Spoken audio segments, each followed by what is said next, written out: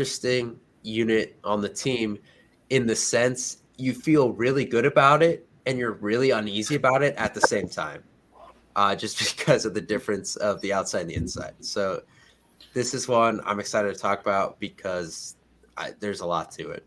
So we have some key losses here. PJ Mustipher, 3-year starter and a team captain for a couple of those years. And then Nick Tarburton, never a guy that made the wow play, I feel like, but never a guy that was penalized or out of position or did something really dumb. Just a really steady guy, and especially against the run, you needed that.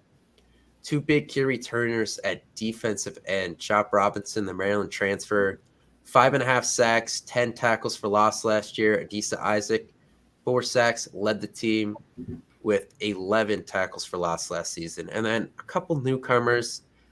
Not expecting either of these guys to make huge impacts. You have Alonzo Ford, the 3-star transfer defensive tackle from Old Dominion, and Jameel Lyons, the highest ranked defensive end recruit they brought in last cycle. So the newcomers, not a lot there. Losses significant, but Mustipher, after the ACL injury, did not look the same as before it, to be honest. So maybe getting some younger guys in there will help, but obviously these 2 guys, the key returners, are the headline here. So on Twitter, a lot of people put their unit rankings or whatever, and I've seen the Penn State defensive line ranked anywhere from like 3rd in the country to not in people's top 25. Yeah.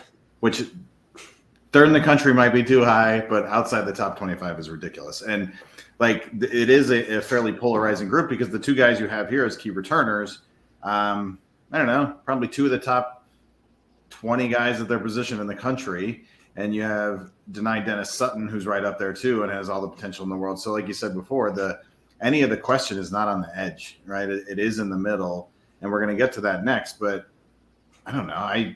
I'm personally very confident in what we have at defensive tackle too, and think that they're a hell of a lot closer to top 5 or so in the nation than they are outside, even outside of the top 10. Absolutely. I mean, right there, you hit the nail on the head with the key returners right there. These guys are just going to be a force to be reckoned with, and I'm so excited to see 3rd and long situations. And just, I'm sure there's going to find a way to get these guys plus DDS and then some other D tackle in there, and just have that as like our NASCAR package that they used to have back in the day. Zane Durant is fast as hell. Like in the blue-white game, he's chasing down Bo Prabul, right? Like sprint, like he is so fast.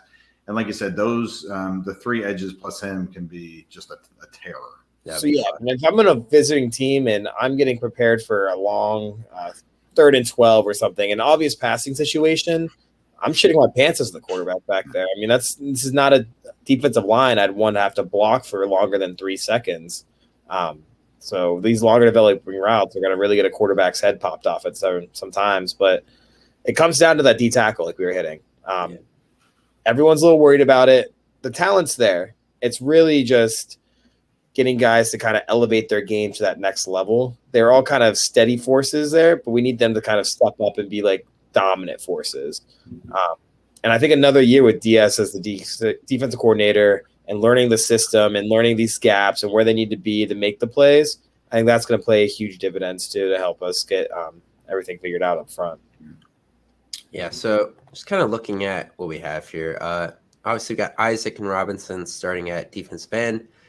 Dennis Sutton behind Chop. Amin Vanover, a guy who didn't put up a lot of numbers last year, but flashed at times behind Isaac. And then kind of got the 3-tech, the skinnier guy, faster guys, Hakeem Beeman and Zane Durant. I think you could put an or there, if I'm being honest. And then we have Devon Ellies and Keziah Izzard at the 1-tech. And Izzard was a little banged up in the spring. So I have at the bottom, I have Jordan Vandenberg, a guy who gained a lot of weight, it seems, over this offseason. There were a lot of videos of him lifting and stuff. I think he could probably push for that 2 spot behind Ellies. I agree. I do. I like Devon Ellies. I think he is, he very much reminds me of PJ Mustipher. They went to the same high school, right? They did. Yeah. They look very similar. He can step up, and he did pretty well last year. I think he probably better than he gets credit for. Hakeem Beeman's been a little bit hurt, I think, throughout his career. So, like Tyler said, you want him to be healthy 1 year and kind of show what his talent level has. But again, like you've got 5 guys there, the 4 that you have listed plus Vandenberg. You need 3 of them to be really, really good, and then a couple to be serviceable, and that's a successful line given all 4 of those ends that are, 3 of them are going to get drafted in like the top 2 or 3 rounds of the NFL draft eventually. Yeah. I really want to see how Izzard does this year. And I don't know if it's just my lack of paying attention or what, but I didn't see him that much on the field last year, I feel like. But I feel like in the COVID year, he was one of those guys that kind of stepped up and played well whenever we needed him to. So I'm very intrigued to see what he does this year. This is kind of his time to shine, kind of come in his own role and make a name for himself. And I think he honestly might be the most talented guy we have in that D tackle room. So he's someone I'm certainly watching and seeing what he can do. I don't know if he's in the doghouse or what last year, but I really want to see what he does this year. Yeah, and the one thing I'll say, when they play Michigan, I expect to see Beeman and Durant more at end than inside, because I think it will be 2 of Ellie's, Izzard, and Vandenberg in there. Because Franklin talked about getting bigger. Those are your biggest 3 guys. I think maybe you take Chop's a little more of a pass specialist. Maybe take him off the field, Beeman or Durant at the other DN spot, Isaac on the other side, and you just try to stop the run. So I see them being able to switch packages here a lot, change personnel. I expect them that game to go a lot bigger with those 3 guys and maybe move those skinnier guys outside. I think it's an all-star game to kind of light a fire into their ass a little bit. I mean, Franklin straight up called them out moments after the game last year. And I know if you ask Franklin now, he didn't mean to do it in that way. But if I'm those guys, I'm taking that shit personal, and they're going to go out there. And I promise you, they're going to play a lot better than they played last year. Well, what is a big defensive tackle? So Ellie's is listed as 301. Vandenberg is like 302. Ford 287. Beeman 284. Like, my concept of what a big human is like totally jacked up. Yeah, it is different. After the game last year, I did look at it. Michigan had like 7 defensive linemen listed over 300 pounds, and I think Penn State had 1 or 2. Penn State had a lot of guys in that like 285 to 295 range, and I think Ellie's and Izzard and Vandenberg were in that group. So if they add another 10, 15 pounds to those 3 guys, then yeah, you're okay. Now we have a trio over 300, which is nice. I don't know how much 10 pounds makes a difference at that weight, but once you're that big, you're that big. But so here, I looked it up for the hell of it. So on our lads, the starting Michigan nose tackle Mason Graham weighs 317, and the backup is Kenneth Grant, who is listed at 358. So, like, in that perspective, our guys are considerably smaller, but they're still giant people. It's weird. I mean, but last year's game, there's ways to look at it. Sure, they might have been a little light on the feet or whatever, but I think it's still just they were still learning their kind of roles and everything, and they got to learn the gaps of where they need to be in the DS defense, and that's kind of where it is. I mean, it was 6 last year, and they got to learn of if this whatever call it was, I got to go to this hole, and I think that's just like a big thing that they're still adjusting to. So sure, gaining the extra weight's going to help, but I don't think that makes all the difference in the world. All right, I'm alive. Yeah.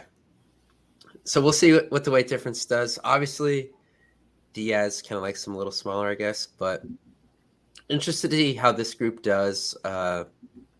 One thing I'm looking for with them after watching some games last year, contain the quarterbacks a little more on these 3rd and longs. There were a lot of times where guys escaped the pocket and made plays. Auburn, TJ Finley was stepping up in the pocket and then just throwing downfield after the rush kind of got to him.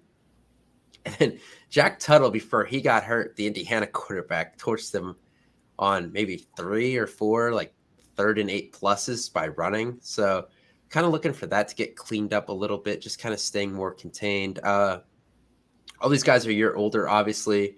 Robinson and Dennis Sutton were a little raw last year, being a true sophomore and a true freshman. So of looking for that, and Durant being a true freshman too. So looking for that to get cleaned up a little bit. So that's kind of the one thing I'd like to see a little more of. Last year must have been the first year you watched Penn State football. If you were no, I know it like, but like like the last 10 years, it's been that's how it seems, right? But right. Yeah, I get it. It's a constant problem. Yeah. But they did improve a lot year over year in terms of sacks and tackles for loss. So like they are doing things much better last year in terms of containing the quarterback, despite some of those anecdotal things that you mentioned. I think overall they really did clean it up quite